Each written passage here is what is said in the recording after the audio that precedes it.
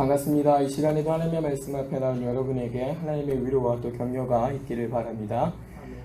총회 일정이 잘 마무리되었습니다. 그리고 목사님께서도 무탈하게 잘 돌아오셨습니다. 그가 기도해 주시고 또 신앙생활하는 데 있어서 흔들림 없이 잘해 주신 성도님들께 감사를 드립니다.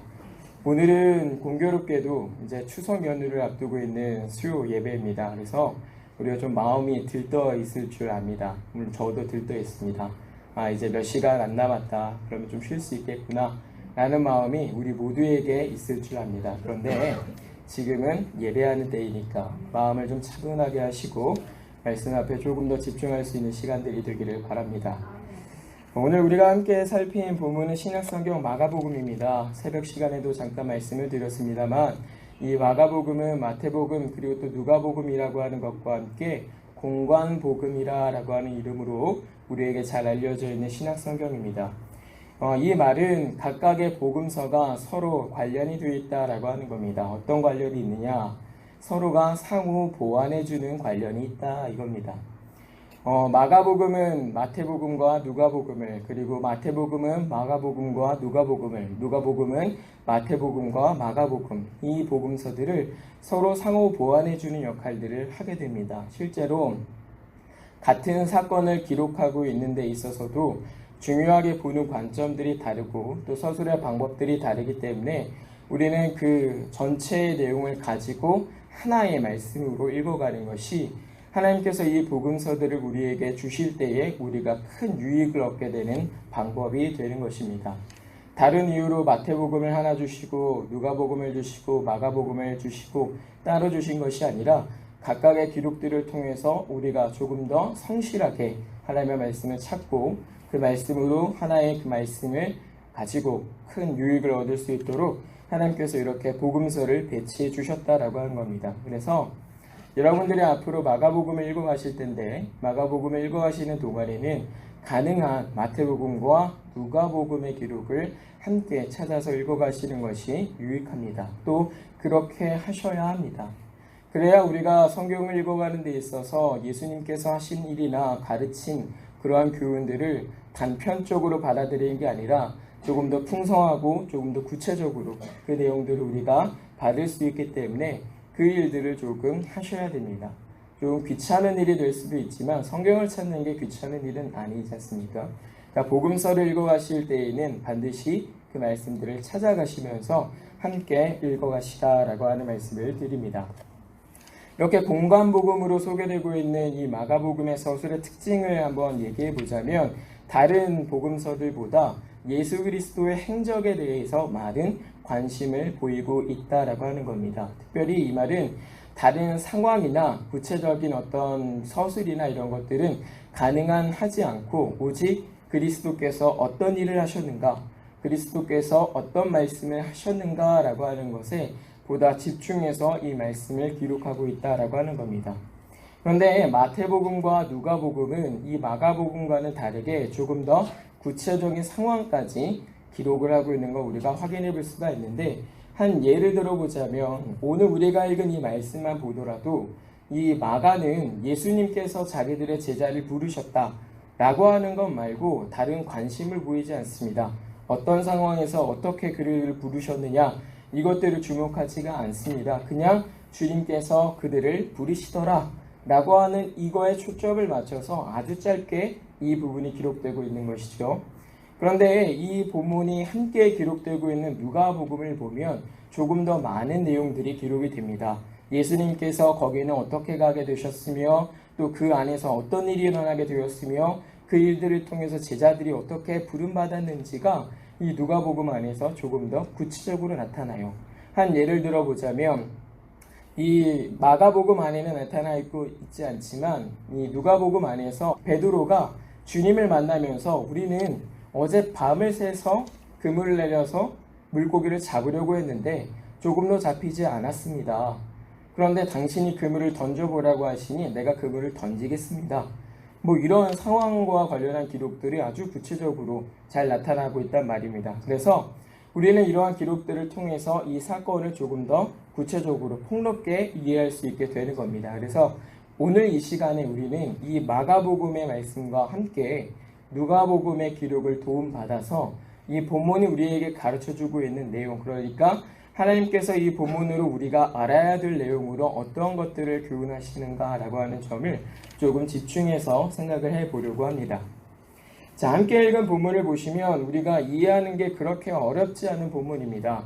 우리가 그런데 어렵지 않게 볼 수 있는 부분이지만 굉장히 주의해서 살펴야 되는 본문이기도 합니다. 짧아서 그냥 넘어가기 쉬운데 이 안에서 굉장히 풍성한 내용들이 담겨져 있는 겁니다. 자, 한번 보자면 내용이 어떤 내용인가 먼저 살펴보면 예수님께서 갈릴리 해변으로 가시다가 이제 시몬이라 부르는 베드로죠. 베드로와 안드레를 보시고 나를 따르라 이렇게 말씀하십니다. 그리고 난 이후에 세베대의 아들들 곧 야고보와 그의 형제 요한을 또 부르십니다. 나를 따르라 라고 하는 것으로 이렇게 기록하는 거죠. 그러니까 한마디로 요약하자면 예수님께서 4명의 제자를 부르시더라 라고 하는 게 이 본문이 담고 있는 짧은 내용입니다. 어렵지 않지 않습니까? 근데 우리가 이 어렵지 않은 내용 가운데에서 생각해야 될 것들이 몇 가지가 있습니다. 첫 번째는 대체 예수님께서는 그 제자들을 왜 부르셨는가? 그들을 어디에 쓰시려고 그들을 부르셨는가? 왜 그물을 던지고 생업에 종사하고 있던 그들을 찾으셔서 예수님께서는 나를 따르라 라고 말씀하셨는가? 라고 하는 걸 하나 생각을 해봐야 되고, 두 번째는 그 제자들은 왜 주님을 따라갔는가? 라고 하는 걸 생각을 해봐야 됩니다. 여러분 생각해 보십시오. 생업에 열심히 종사하고 있던 사람인데 나를 따라오시오 그랬다고 그를 따라간단 말입니다. 지금 본문은 그걸 가르쳐주고 있어요. 우리가 이해하기에 어렵지 않지만 좀 따져놓고 보면 이거를 왜 따라가는 거야? 라고 하는 알 수 없는 의문들이 남는 본문이 이 기록이란 말입니다.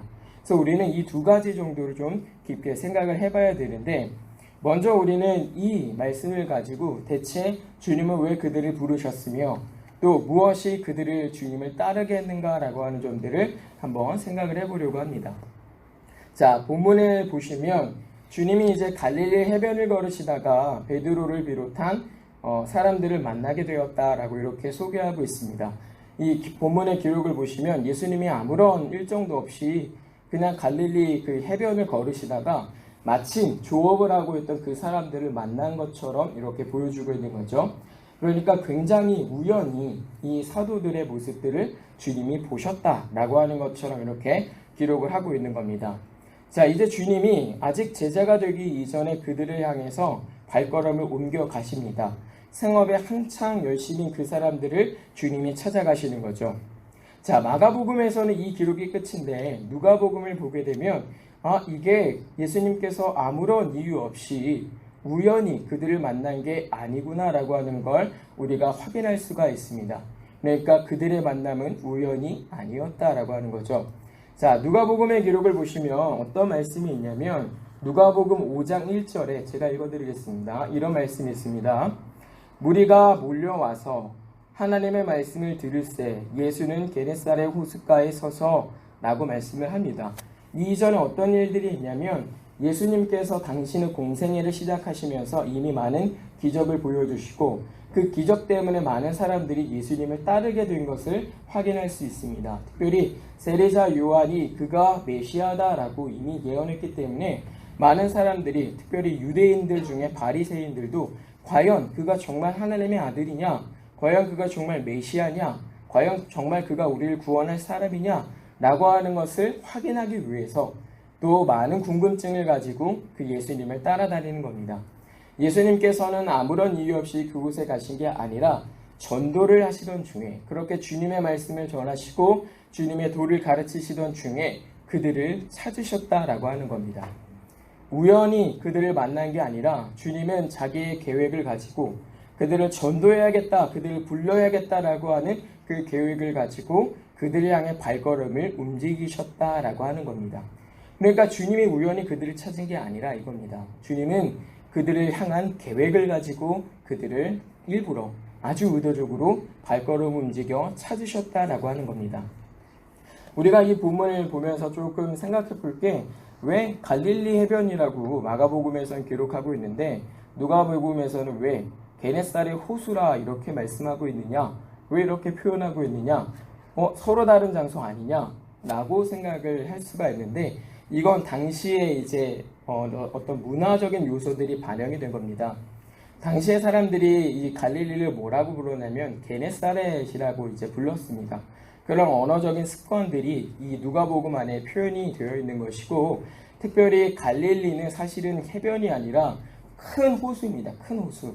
그런데 사람들이 그 호수가 너무 크다 보니까 바다인 줄 알고 살아요. 그래서 그 주변을 가져다가 해변이라 라고 이렇게 이름하고서 그 명칭들을 쓰는데, 그러한 차이들 때문에 이 표현의 차이가 있지만 같은 곳을 말하고 있는 겁니다. 같은 곳이에요. 자, 주님이 어쨌든 그렇게 제자들을 찾았다라고 하는 거죠. 자, 마가복음에서는 아주 우연히 일어난 이 일들을 누가복음에서는 사실은 우연이 아니야 라고 가르쳐 주는 겁니다.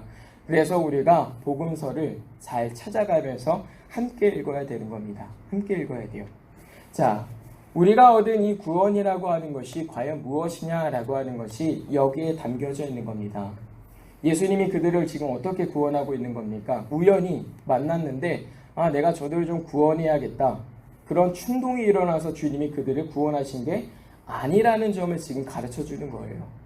창세전에 영원전부터 가지고 계셨던 그 하나님의 작정을 따라, 하나님의 그 기뻐하시고 선하신 그 뜻을 따라서 그들을 향한 구원의 계획이 이제 때가 이르러 나타난 겁니다. 주님은요, 그 계획을 이루기 위해서 당신의 때에 그들을 찾아가는 것입니다. 이게 우리에게 참 놀라운 가르침을 주는 것은 우리의 구원이 바로 그러하다라고 하는 겁니다. 예수님이 여러분 왜 구원하셨게요? 그냥 뭐 하다가 심심해서 여러분 구원하셨습니까? 길을 가시다가 그래도 저 사람 좀 착하겠지, 그래도 나를 좀 잘 따라오겠지 라고 하는 충동이 있어서 구원을 하신 겁니까? 아니면 그냥 자선을 하는 사람들처럼 옛다 이거라 먹고 떨어져라 라고 하는 것으로 구원을 던져주신 겁니까? 그게 아니라 라고 하는 겁니다. 그게 아니다. 영원전부터 가지고 있었던 계획, 특별히 나를 향하여 가지고 있었던 그 구원의 계획을 하나님께서는 가지고 계시다가 나를 구원해 하셔야 되는 그때에 하나님께서 정하신 그 아름답고 선하신 그때에 나를 주님 앞으로 불러내셨다라고 하는 겁니다. 아주 의도적으로 계획적으로 우리를 구원하셨다라고 하는 거죠. 우리가 이런 내용을 통해서 이 마음이 사실은 굉장히 평안할 수 있는 겁니다. 그리고 이 마음이 굉장히 기쁠 수가 있는 거예요. 왜냐하면 그렇게 계획을 가지고 나를 구원하신 그 하나님은 내 구원이 포기되지 않고 내가 그 구원에서 파산하지 않도록 나를 지켜주실 것이다 라고 하는 그 내용을 우리가 발견할 수 있기 때문에 그렇습니다. 아무짝에도 쓸모없어서 우리가 그냥 버려져도 할 말이 없는 사람들인데, 영원전부터 가지고 계시던 그 하나님의 작정을 따라서 하나님이 우리를 향한 그 예정하심을 따라서 우리를 구원하셨단 말입니다. 하나님이 그렇게 우리를 향하여 계획을 가지고 우리를 의도적으로 구원하셨으면 우리를 그 구원에서 파손하지 않도록 하나님께서 책임져 주실 것이다 라고 하는 걸 우리가 확신하게 되는 것이죠.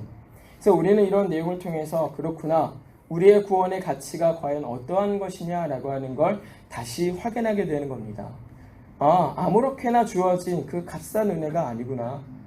내가 태어나기도 이전에 영원전부터 가지고 있었던 나를 향하신 그 사랑이 결정적으로 나타난 것이 내 구원이구나. 이 사랑이 얼마나 큰가라고 하는 걸 우리가 깨닫게 되는 거죠. 그래서 우리는 그것들을 깨달을 때야 비로소 우리가 얻은 구원을 굉장히 소중하게 여기게 되는 것이고, 또 이 구원이 포기되지 않는다, 이 구원이 지켜진다라고 하는 사실에 대해서도 하나님 앞에 감사하게 되는 것입니다.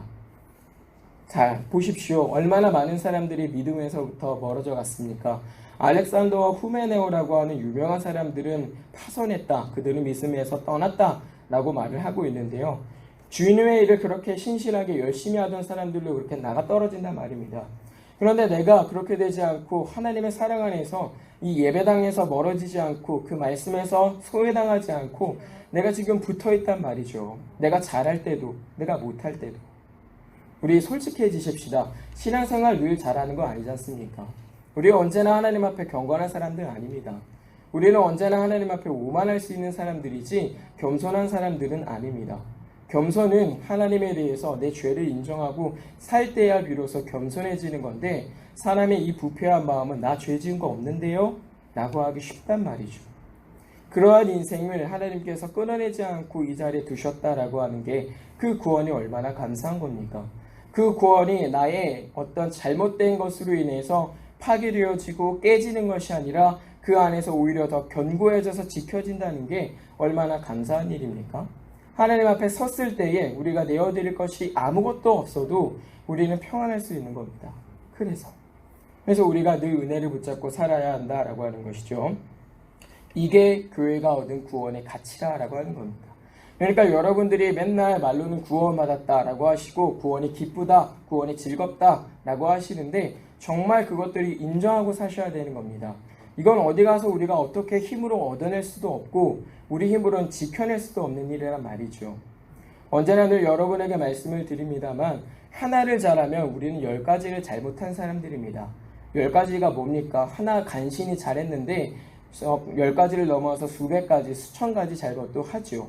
방금 간신히 예배하고 나왔는데 예배하고 나자마자 다시 하나님 앞에 죄로 이 마음을 물들이고 산단 말입니다. 그런데 우리 실력으로 그 구원이 지켜질 수 있다라고 하는 건 얼마나 어리석은 생각입니까? 그런데 누가 지켜내시는 겁니까? 하나님이 지켜내신다. 우리 주님이 지켜내신다 이겁니다. 당신이 우리에게 값없이 주셨기 때문에 그 지켜주시는 것도 값없이 지켜주신다 이겁니다. 언제까지? 끝까지. 오늘 이 마가와 또 누가복음의 이 기록은 우리에게 얻은 구원이 과연 얼마나 가치 있는 것이냐를 가르쳐 줍니다.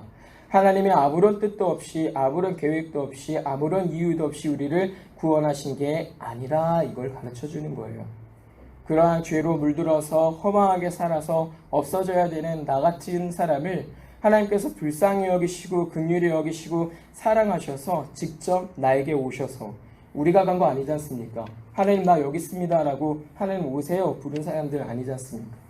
그냥 우리는 이 제자들과 같이 생업을 하고 있었는데 주님이 어느 날 문득 우리에게 오셔서 우리를 부르시지 않습니까? 그 은혜, 그 구원의 가치를 교회가 알아야 한다라고 하는 겁니다. 이제 여기서 우리가 생각해 봐야 될 것은 예수님께서 제자들을 부르실 때에 먼저 그들의 상태가 어떠했느냐라고 하는 걸 확인을 해야 됩니다. 지금 내용들을 보면 자기들이 사도가 되어야 된다는 생각들이 있습니까? 없습니까? 전혀 없어요. 조금도 없습니다. 1도 하지 않아요. 자기들이 사도가 되어야 된다라고 하는 인식도 없고 또 자기들이 교회로서 든든히 서야 된다는 생각도 없습니다. 주님이 눈앞에 있는데 그냥 열심히 금을 던지고 자기들이 해야 될 생업을 이어가기 위해서 부지런히 그 일들에 힘을 쓰고 있는 거예요. 그들의 생각에는 주님의 복음의 확장이라고 하는 그 마음도 없고 특별히 하나님 나라의 도래라고 하는 그 마음도 없이 그저 자기들의 먹고 사는 그 일들에 충실하게 살아갈 뿐입니다. 이 내용을 어디서 확인할 수 있냐면 역시나 누가복음의 내용을 통해서 확인할 수가 있는데 그들이 생업을 하던 중에 어떤 말을 하냐면 베드로가 이렇게 말을 합니다. 지난 밤 우리가 밤을 새서 그물질을 했었습니다. 여러분 밤새서 그물질을 하려면 그 당시에 불이 활활 타서 잘 보였겠습니까? 그렇지 않은데도 불구하고 밤을 새서 그물질을 했대요. 얼마나 자기들의 생업을 위해서 많이 노력하고 애쓴 일이니까.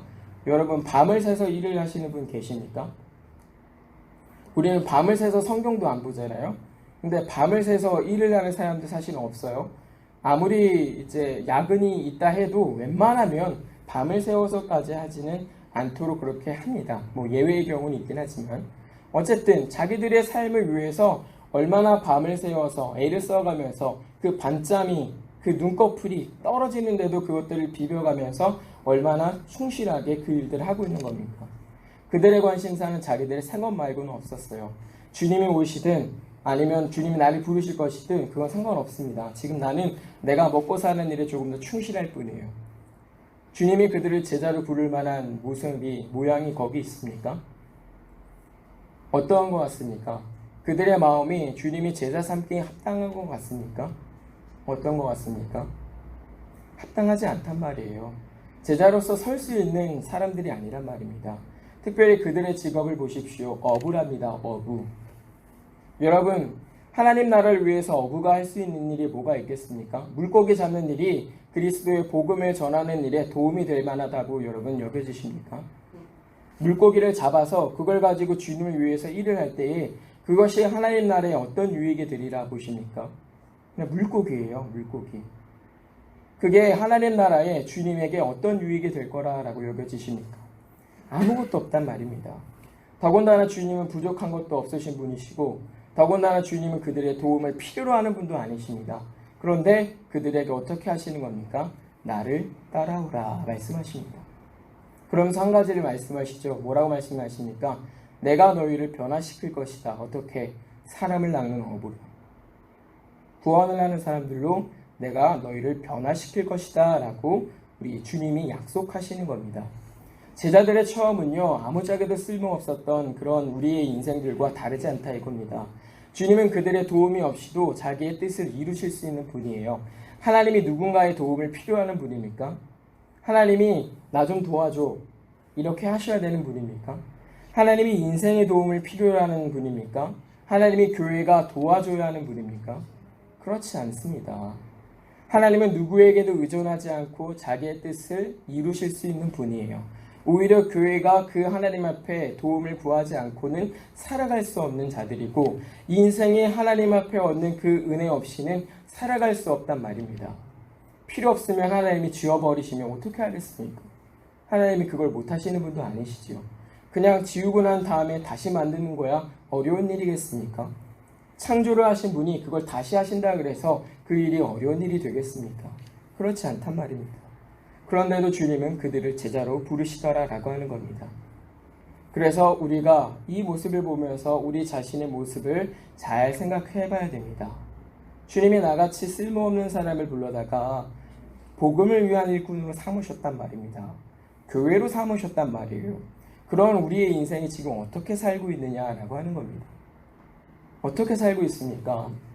조금이라도 그 은혜에 감사해서 그 조금이라도 복음에 기여하고자 그 나라의 확정에 기여하고자 하는 마음이 우리 가운데 샘솟아 나십니까?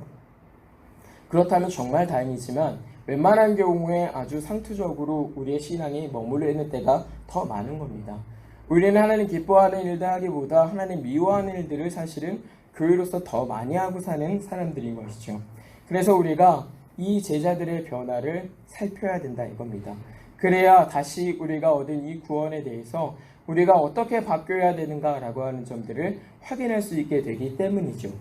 자, 먼저 어떤 변화를 맞이하는가 보면 자기들의 죄를 고백하는구나 라고 하는 걸 확인할 수 있습니다.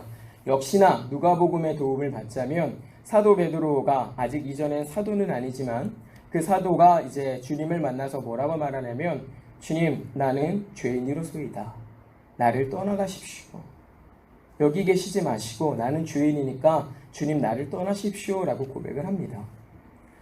이미 예전에 이 세례자 요한으로부터 이 예수님께서는 하나님의 아들이시다, 메시아다 라고 하는 것들이 전해지고 또 확정이 됐었습니다. 이 사람들이라고 그것들을 모를 리 없는 상황에 있어요.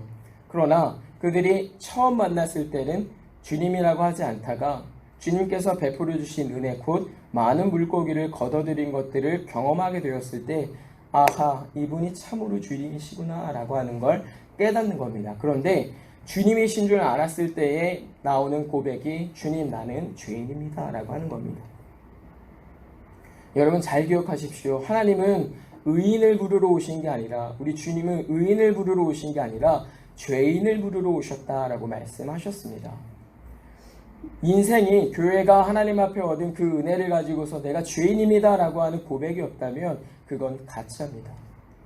내가 정말로 죄인이고 하나님께서 내게 베풀어 주신 은혜가 그것들을 덮을 만큼 크다, 그 사랑이 정말로 크다는 걸 아는 사람만이 비로소 주님 앞에 합당한 행실들을 갖춰가게 된다 이겁니다. 주님 나는 죄인입니다. 내가 주를 위하여 무엇을 할 수 있기에 나를 교회로 부르셨습니까? 나처럼 쓸모없는 사람을 이 땅에 심으셔가지고 교회로 세우셔서 나를 이렇게 써주시는 그 은혜가 대체 무엇이란 말입니까? 내가 무엇이 잘났기에, 내가 무엇이 대단하기에 나를 그렇게 사용하십니까?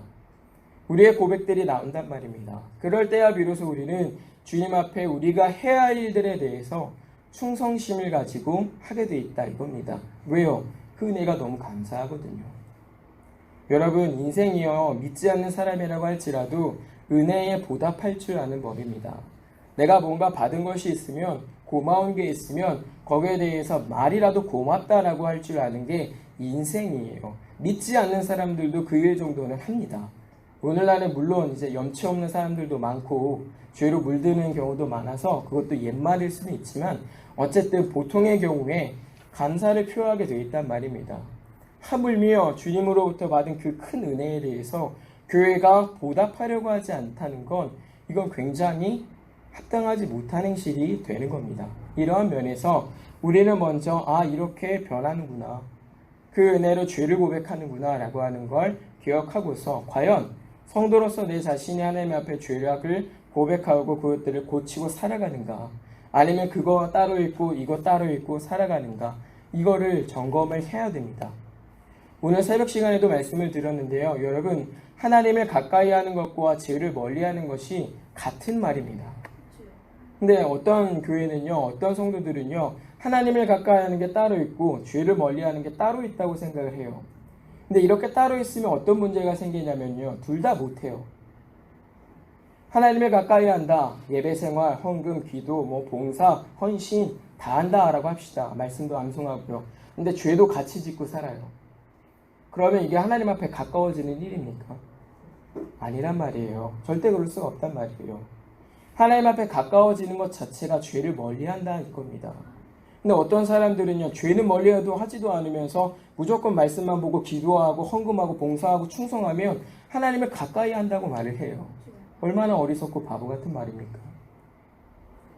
우리는 이런 내용을 통해서 그렇구나, 우리 죄를 인정하고 그 죄에서 멀찌감치 떨어져서 하나님을 가까이 하는 생활을 힘쓰는 게 이렇게 부름받아 변화받은 사람들의 변화로구나.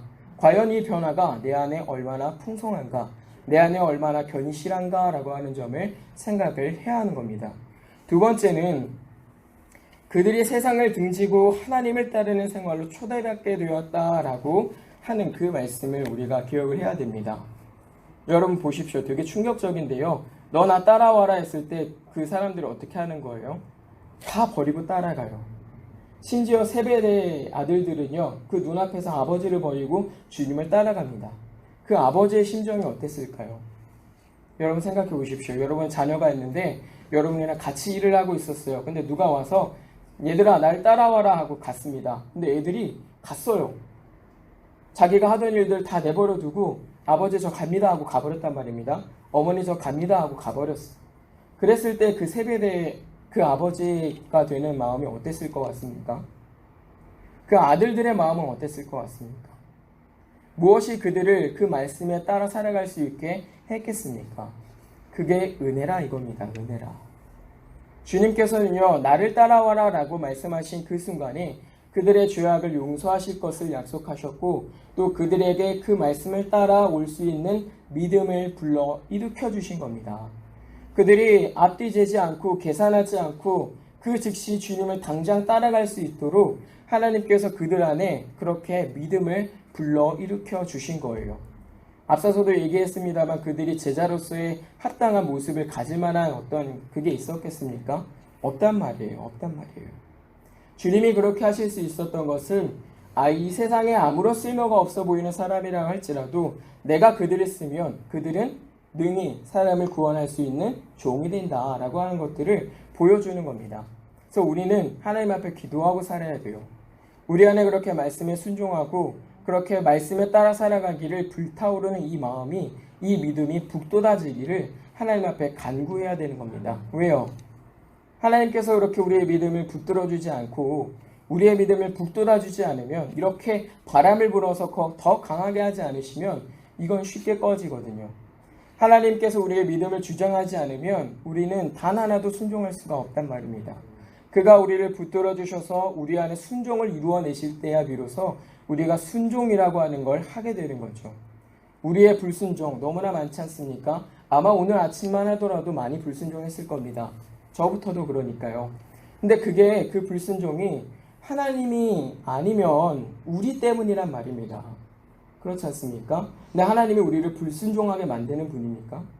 그 거룩하신 분이 야, 너 이제 불순종해라, 너 범죄해라, 그렇게 우리를 만들어 가시는 분입니까? 아니란 말이에요. 그분은 늘 우리에게 순종하도록 요구하시면서도 순종할 수 있도록 많은 것들을 주신단 말입니다. 말씀으로 얼마나 우리를 위로하십니까? 걱정하지 말아라. 내가 널 도와줄 거다. 기도해라. 회개해라. 그럼 내가 용서해 줄 거다. 얼마나 우리에게 그 말씀을 따라 살아갈 수 있는 것들을 많이 주십니까? 후하게 주십니까? 그런데 우리가 안 한단 말이죠. 그래서 우리는 간구해야 됩니다. 하나님, 내 믿음이 연약하여서 하나님의 말씀에 순종하지 않으려고 하지 않도록 나를 주장해 주세요. 내 믿음 붙들어 주세요. 내가 하나님 말씀 떠나 살지 않도록 그 말씀을 어떻게든 이루어 살도록 내 마음 붙들어 주세요. 내 믿음 주장해 주세요. 우리가 이 기도를 하고 살아야 된단 말이죠. 오늘날 교회가 어떻게 삽니까? 하나님 나 돈 필요해요. 하나님 나 건강 필요해요. 하나님 나 이거 해결돼야 돼요. 내가 하나님 앞에 순종하고자 하는 기도가 없습니다. 내 믿음을 하나님 앞에 내어놓고 내 믿음을 성장시켜 주시고 내 믿음을 만들어 주시기를 기도하는 기도가 없어요. 그러면서 나는 하나님을 섬긴다 말을 합니다. 얼마나 바보 같은 일입니까? 얼마나 어리석은 일입니까? 오늘 우리는 이런 말씀을 가지고서 그렇구나. 주님의 말씀으로 순종하고 또 변화되어서 그렇게 따라가기를 시작한 사람들은 이렇게 하나님 앞에 간구하면서 세상을 등지고 살아가는 일들을 잘해야 되겠구나. 이런 내용들을 우리가 이 말씀을 가지고 확인하게 되는 겁니다. 여러분, 이런 말씀들에서 우리가 좀 생각해 봐야 될 것이 있습니다. 먼저는 우리가 하나님으로부터 받은 구원은 우연히 일어난 것이 아니라 라고 하는 점.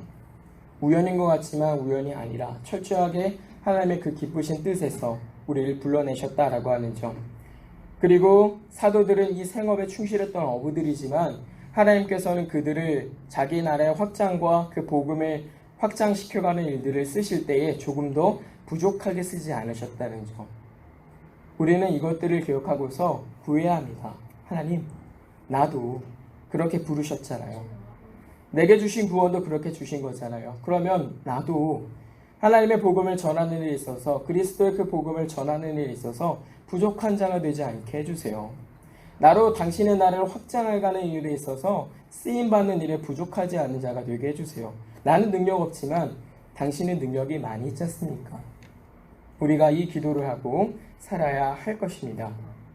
사랑하는 성도님들, 오늘 우리는 이 말씀을 가지고 우리가 정말 복된 구원을 누리고 있구나 라고 하는 걸 기억을 해야겠습니다.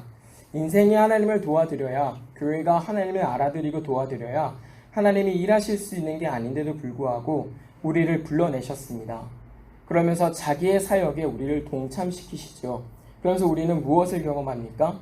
주님 나라가 확장되고 그 이름이 드러나고 영광이 되고 교회가 좋아지고 건강해지고 하는 걸 보면서 주님이 누리시는 그 기쁨을 같이 맛보는 겁니다. 주님이 참 보기 좋다, 참 기쁘다라고 하는 그 기쁨들을 우리가 같이 누리고 있어요. 대체 우리가 어떤 인생이기에 주님이 누리시는 그 기쁨을 함께 나눠 누릴 수 있단 말입니까? 우리가 그러한 은혜를 누리고 그러한 구원을 누리고 살아가는 사람들인 걸 기억하고서 교회 안에서 신앙생활 하시는 거, 교회로 살아가시는 거 기쁘게 하십시오. 정말 기쁘게 하십시오. 힘들어서 하지 못해서 누구를 미워하고 힘들어가지고 낑낑거리는 게 아니라 그 구원에 나를 참여시켜 주시고 그 즐거움을 같이 누리게 하신 그 하나님 앞에 정말 감사하면서 우리가 기쁘게 하시자라고 하는 겁니다. 그래서 우리가 이런 영광스러운 부르심 앞에 정말 영광스러운 교회로 살아야겠다라고 하는 것, 주님의 말씀에 충성해야겠다라고 하는 것들을 교훈을 받으면서 여러분에게 마지막으로 이 말씀을 드리려고 합니다. 칼빈 선생님께서 하신 말씀인데요. 잘 한번 들어보세요. 칼빈 선생님이 이런 말씀을 하십니다. 복음의 가르침에 순종하는 것이야말로 그리스도의 왕권을 인정하고 그리스도를 공경하는 것이다. 이게 무슨 말입니까? 내가 정말 그리스도를 그 왕권을 인정하고 그가 내 주인 되심을 아는 사람은 어떻게 해야 된다는 거예요? 그 말씀을 따라야 된다는 거예요. 너는 나를 따르라라고 하신 그 말씀을 따라야 된다는 거예요. 따라가지도 않고 나는 주님을 존중합니다. 나는 주님 사랑합니다. 나는 주님을 위합니다. 그거 가짜란 말입니다. 뒤이어서 내용이 있는데요. 여러분 한번 잘 들어보세요. 하나님에 대한 순종이 없는 그 공경은 가룟 유다의 입맞춤에 지나지 않는다. 얼마나 두려운 말입니까? 하나님의 말씀에 순종하지 않는 교회는 마치 가룟 유다가 나는 주님을 버리지 않습니다 라고 그 손에 입을 맞추었던 것처럼 모습은 공경이지만 결국 그 주님을 배신하는 악이라 라고 하는 겁니다. 하나님의 말씀에 순종이 없는 교회는 가룟 유다와 같다라고 하는 걸 여러분 칼빈 선생님은 지금 경고하고 있는 겁니다. 우리가 이런 말씀을 따라 살아가는 동안 그런 자 되지 말고 정말 말씀을 잘 따라가서 너는 나를 따라라 라고 말씀하시는 그 주님의 음성을 정말 바로 쫓아가서 그렇게 충실하게 주님 잘 따라 살아가는 각자의 길로 뻗치지 마시고 주님이 정하신 그 길을 잘 따라가는 우리 서원교회가 되시길 주님의 이름으로 부탁을 드립니다. 기도합니다. 하나님 아버지 감사합니다. 우리가 아직 죄인 되었을 때에 우리를 부르시고 또 우리의 죄를 사하시고 교회로 세우시고 주님을 위하여 써주시니 참으로 감사합니다. 우리를 향하신 하나님의 사랑이 우리에게 넘치는 줄을 믿사오니 주님을 향한 우리의 사랑도 넘치게 하여 주시옵소서.